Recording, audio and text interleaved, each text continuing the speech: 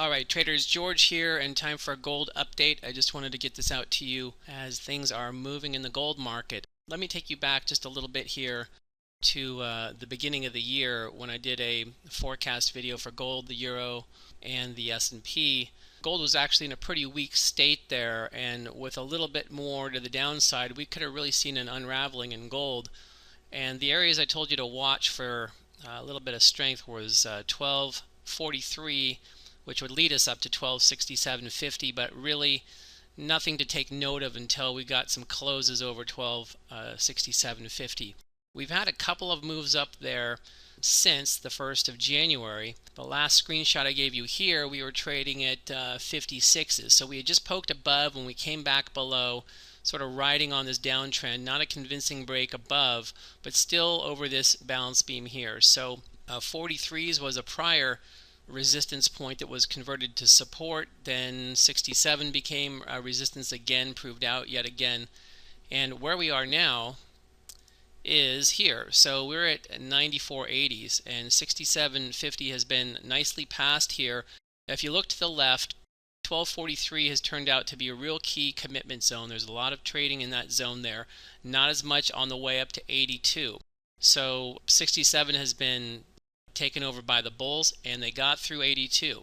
Now we're at 94.90s right now, and really as far as balance beams go, we're not really looking for much until about 1314 up to about 1327, with 1322 being the most intense area there.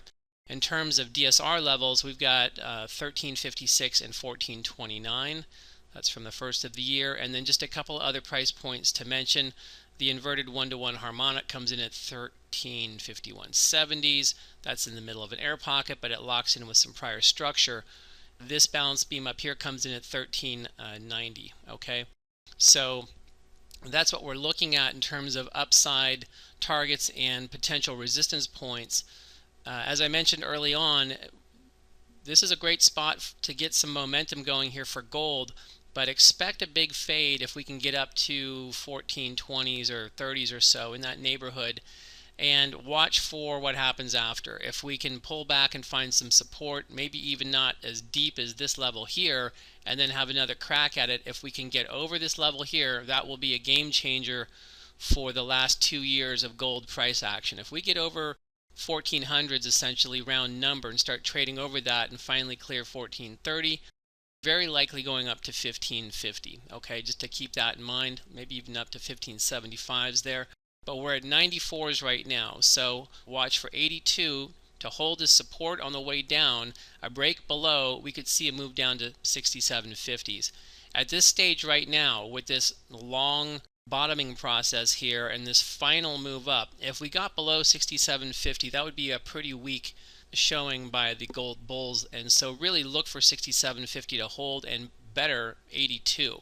So this is a long time coming here for gold to get some footing and start to move up, and it's starting to happen pretty well now. The GLD, good moves here in gold, great position here to be long. Look defensively to 82s and 6750s.